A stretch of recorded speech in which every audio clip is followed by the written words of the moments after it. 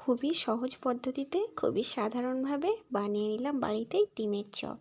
তো ডিমের চপ তো সবাই খেতে ভালোবাসো। তো ডিমের চপ কিভাবে বানালাম সেটাই তোমাদের সঙ্গে শেয়ার করছি। তো চলো কিভাবে বানালাম পুরো রেসিপিটা তোমরা দেখতে থাকো। তো আসসালামু আলাইকুম, ওয়েলকাম টু মাই ভিডিও। তো দেখো আলুগুলো আমি এখানে সেদ্ধ করে নিয়েছি আর ডিমগুলো সেদ্ধ করে এরকম দুই ভাগে ভাগ করে নিয়েছি। তো চলো এবার ডিমটার উপরে আমি দিয়ে দিচ্ছি সামান্য লবণ, কাশ্মীরি লঙ্কার গুঁড়ো আর গোলমরিচের গুঁড়ো। এতে কি হয়, চপের টেস্টটা খুব সুন্দর আসে। তো চলো এরপরে আমি সেদ্ধ করা আলুগুলোকে এইভাবে গ্রেটারের মাধ্যমে গ্রেট করে নিচ্ছি।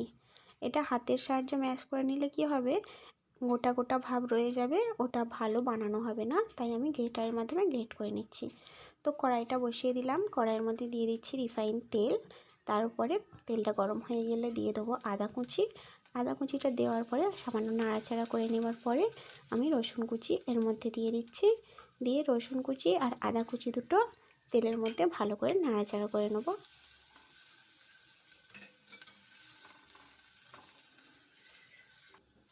তারপর দিয়ে দিচ্ছি এই যে পেঁয়াজ কুচি।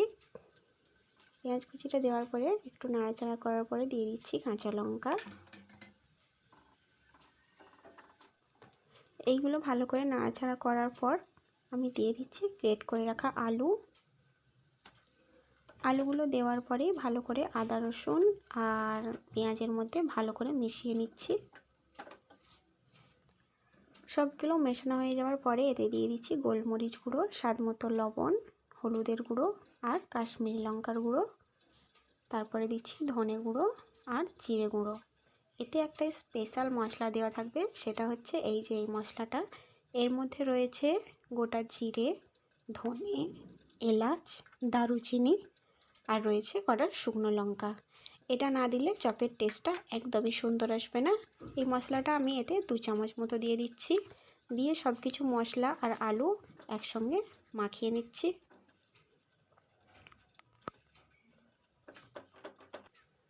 তো দেখো সুন্দরভাবে মাখানো হয়ে গিয়েছে।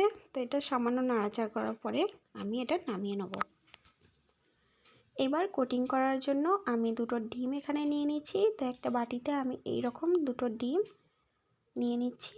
নিয়ে ডিমের মধ্যে দিয়ে দিচ্ছি স্বাদ মতো বিট লবণ, একটু গোলমরিচ গুঁড়ো আর দিয়ে দেবো কর্নফ্লাওয়ার। দিয়ে এটা ভালো করে ফাটিয়ে নেব।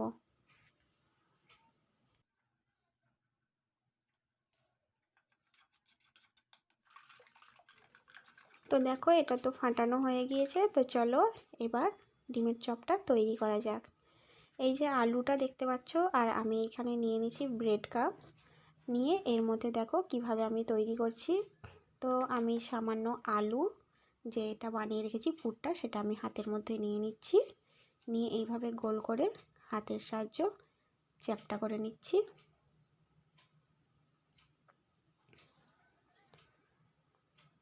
তো দেখো এইভাবে চ্যাপ্টা করার পরে মাঝখানে আমি ডিমটা উল্টে রাখছি। রেখে সাইডগুলো ভালো করে চেপে চেপে মুড়ে দিচ্ছি।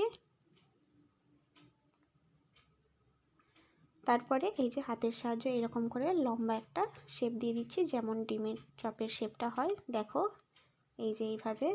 তো একটা একটা করে আমি সবগুলোই বানিয়ে নেব এইভাবে। তো দেখো সবগুলো বানানো হয়ে গিয়েছে। তো চলো এইগুলোকে এবার কোটিং করার পালা। তো এই যে যে ডিমের এটা তৈরি করে রেখেছিলাম সেটা আমি নিয়ে নিয়েছি।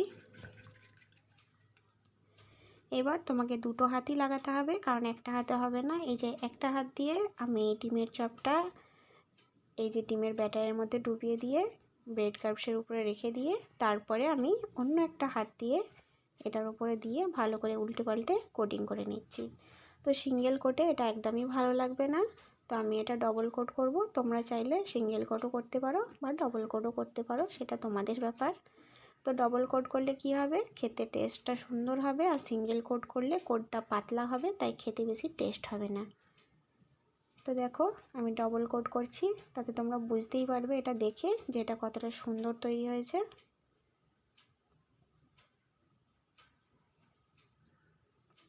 তো দেখো এইভাবে আমি সবগুলো তৈরি করে নিচ্ছি। তো দেখো আমার সবগুলো এখানে তৈরি হয়ে গেছে। তো চলো এইগুলোকে এবার আমরা ভেজে নিই। তো কড়াইটা বসিয়ে দিয়ে দিচ্ছি রিফাইন তেল। তো তেলটা গরম হয়ে যাওয়ার পরে আমি একটা একটা করে ডিমের চপ এর মধ্যে দিয়ে দিচ্ছি। চপগুলো দেওয়ার পরে সাইড থেকে এরকম তেল এর মধ্যে উপরে ছড়িয়ে দিতে হবে, নয়তো উপরটা ফেটে যাবে, দিয়ে ভেতরের পুরটা বাইরে বেরিয়ে আসবে।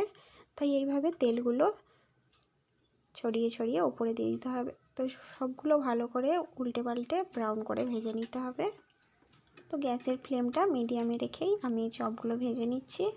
তো দেখো আস্তে আস্তে কালারটা কতটা চেঞ্জ হয়ে এসেছে। এইবার দেখো চপগুলো আমার পুরোপুরি ভাজা হয়ে গিয়েছে। তোমরা কালার দেখে নিশ্চয়ই বুঝতেই পারছো এগুলো ভাজা হয়ে গিয়েছে। তো এগুলো আমি একটা স্ট্রেনারের মাধ্যমে তেলগুলো ছড়িয়ে তুলে নিচ্ছি। তো দেখো খুব সহজেই হয়ে গেল বাড়িতেই ডিমের চপ।